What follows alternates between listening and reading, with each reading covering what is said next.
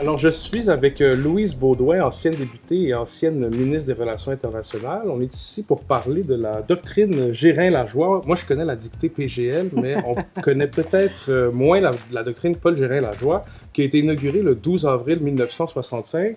Pouvez-vous nous parler un peu du contexte de l'adoption de cette doctrine-là? Oui, bon, alors le contexte, c'est celui de la Révolution tranquille, où le Québec s'affirme dans tous les secteurs, à tous les niveaux.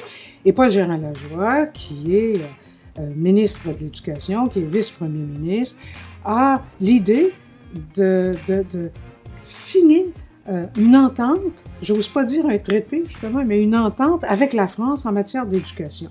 Et pour ça, à partir de là, il va en effet créer de toutes pièces une doctrine qui prendra son nom finalement et qui est celle des compétences externes, du prolongement des compétences internes du Québec sur le plan international. Alors, toutes nos compétences internes, de par la Constitution, Paul Gérin-Lajoie dit, et depuis 50 ans, dans tous les gouvernements le répètent, nous avons le droit et même le devoir et la responsabilité d'être présents sur la scène internationale. Très intéressant. Donc, le Québec décide de prendre de devant la scène internationale.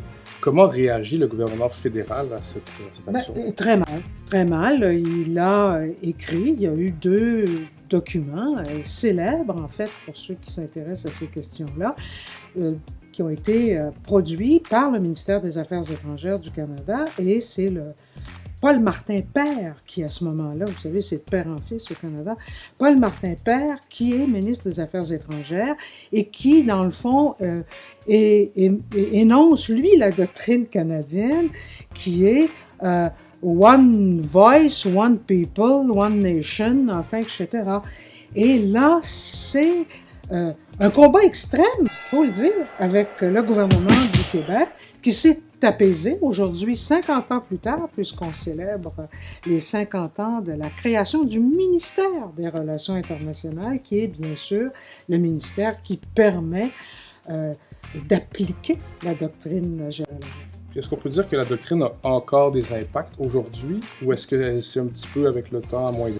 Bon, alors, elle a encore des impacts. Moi, quand j'étais ministre des Relations internationales, donc entre 1998 et 2003, je m'en inspirais parce que ça nous permettait d'être présents en bilatéral, surtout avec la France, qui était, j'espère qu'il est encore et sera encore notre principal allié politique dans le monde, et dans la francophonie, où nous avons notre place, grâce à la France d'ailleurs, pas grâce au Canada, qui ne voulait pas qu'on soit autour de la table de la francophonie.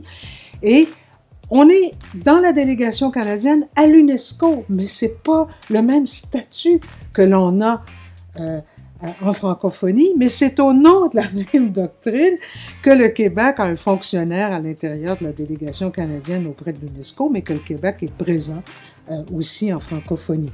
Mais peut-être qu'on arrive, en tout cas moi c'est mon sentiment, à la fin d'un cycle. Merci beaucoup. Pour en savoir plus, suivez l'autre 150e sur Facebook, sur Twitter. On est là.